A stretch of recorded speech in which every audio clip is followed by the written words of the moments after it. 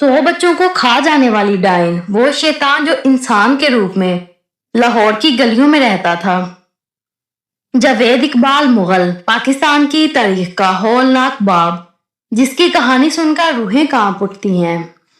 دسمبر 1999 کی ایک سرد رات لاہور کے روزنامہ جنگ کے دفتر میں ایک خط پہنچا۔ خط کھلا، اندر موجود صحافیوں کے ہاتھ کانپنے لگے۔ چہرے سفید پڑ گئے۔ اس خط میں لکھا تھا، میں 100 بچوں کو ریپ کر کے قتل کر چکا ہوں، میرا مشن مکمل ہو گیا۔ یہ الفاظ سن کر جنگ اخبار کے دفتر میں بیٹھے ہر شخص کی روح کانپ اٹھی۔ ایک 40 سالہ لاہوری باشندہ اطمینان سے اعتراف کر رہا تھا کہ وہ 100 بچوں کو درندگی کے ساتھ قتل کر چکا ہے۔ یہ شخص تھا جاوید اقبال مغل، جسے تاریخ آج لاہور کے درندے کے نام سے یاد کرتی ہے۔ اس کا کیس نہ صرف اس لیے بین الاقوامی توجہ کا مرکز بنا کہ وہ تاریخ کے خطرناک ترین سیریل کلرز میں سے ایک تھا، بلکہ اس لیے بھی کہ سزا کا اعلان خود اس کے جرم کا عکس تھی۔ جاوید اقبال مغل 1961 میں لاہور میں پیدا ہوا۔ ایک کاروباری باپ کے 8 بچوں میں سے چھٹا۔ اس کے باپ محمد علی مغل ایک خوشحال تاجر تھے۔ جاوید نے اسلامیہ ہائی اسکول سے میٹرک کیا اور گورنمنٹ اسلامیہ کالج میں پڑھنے کے دوران 1978 میں اپنا اسٹیل ریکاسٹنگ کا کاروبار شروع کیا۔ اس کے باپ نے اسے شاد باغ میں ایک ولا خرید کر دیا، جہاں وہ کئی لڑکوں کے ساتھ رہتا تھا۔ بظاہر ایک معمولی کاروباری شخص، لیکن اندر سے ایک ایسی آگ سلگ رہی تھی جو بے گناہ بچوں کو نگلنے والی تھی۔ بچپن سے ہی اس میں خطرناک رجحانات موجود تھے۔ 1985 اور 1990 میں اس پر بچوں کے ساتھ جنسی زیادتی کے الزامات لگے، لیکن وہ کبھی سزا نہ پا سکا کیونکہ وہ متاثرین کے خاندانوں کو رشوت دے کر معاملات دبا دیتا تھا۔ یہی نظام کی سب سے بڑی ناکامی تھی۔ ایک مجرم کو بار بار موقع دیا گیا اور نتیجہ 100 بے گناہ بچوں کی موت بنا۔ انتقام کا وہ فیصلہ جس نے 100 زندگیاں نگل لی۔ جاوید اقبال کا دعویٰ تھا کہ اس نے یہ ہولناک مشن پولیس سے انتقام لینے کے لیے شروع کیا۔ پولیس نے اسے بے بنیاد مقدمے میں گرفتار کیا، اسے مارا اور اس کی شکایات کو نظر انداز کیا۔ اس کی ماں نے اپنے بیٹے کے خلاف الزامات سن کر روتے روتے بیماری کی حالت اختیار کر لی۔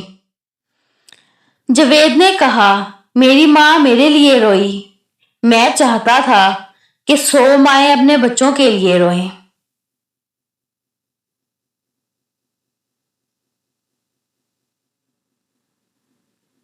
محترم سامعین، یہ الفاظ انسانی بے رحمی کی انتہا کا اظہار ہیں۔ اس نے جون سے نومبر 2000 کے 6 مہینوں کے درمیان اپنا مشن مکمل کیا۔ 6 سے 16 سال کے بچوں کو اپنا ٹارگٹ بنایا۔ گلی کوچوں میں بھٹکنے والے بچے، یتیم، بھکاری اور بھاگے ہوئے اس کا شکار بنے۔ اس نے ایک ویڈیو گیم آرکیڈ بھی کھولا تاکہ بچوں کو آسانی سے قریب لایا جا سکے۔ وہ لڑکوں کو مفت یا سستے ٹوکن دیتا، زمین پر پیسے گرا کر انتظار کرتا۔ جو بچہ پیسے اٹھاتا وہ اس کی نظر میں آ جاتا۔ گھر کے اندر کا جہنم کام کرنے کا طریقہ، وہ عوامی جگہوں پر بچوں کو کھانا، پیسے یا رہنے کی جگہ کا لالچ دیتا۔ جیسے ہی بچہ اس کے گھر داخل ہوتا، قیامت شروع ہو جاتی۔ وہ پہلے جنسی زیادتی کرتا، پھر لوہے کی زنجیر یا کسی اور ذریعے سے گلا گھونٹ کر قتل کرتا، پھر لاش کے ٹکڑے کرتا اور ہائیڈرو کلورک ایسڈ سے بھرے ڈرموں میں گھول دیتا تاکہ کوئی ثبوت باقی نہ رہے۔ سب سے ہولناک بات یہ تھی کہ وہ ہر شکار کا ریکارڈ رکھتا تھا، نام، عمر، تصویر اور دیگر تفصیلات۔ یہ اس کی ذاتی قتل کی ڈائری تھی۔ اس نے سوچ سمجھ کر انہی بچوں کو نشانہ بنایا جنہیں وہ سمجھتا تھا کہ سماج نے پہلے سے ٹھکرا دیا ہے، غریب، بے گھر، نظر انداز شدہ بچے، کیونکہ اسے یقین تھا کہ کوئی انہیں ڈھونڈنے نہیں آئے گا۔ یہ خیال پاکستانی سماج کے ایک تاریک پہلو کا المناک ثبوت ہے۔ نومبر 1999 میں ایک کپڑے کے تاجر کی رپورٹ کے بعد پولیس کو شک ہوا اور چھاپا مارا گیا۔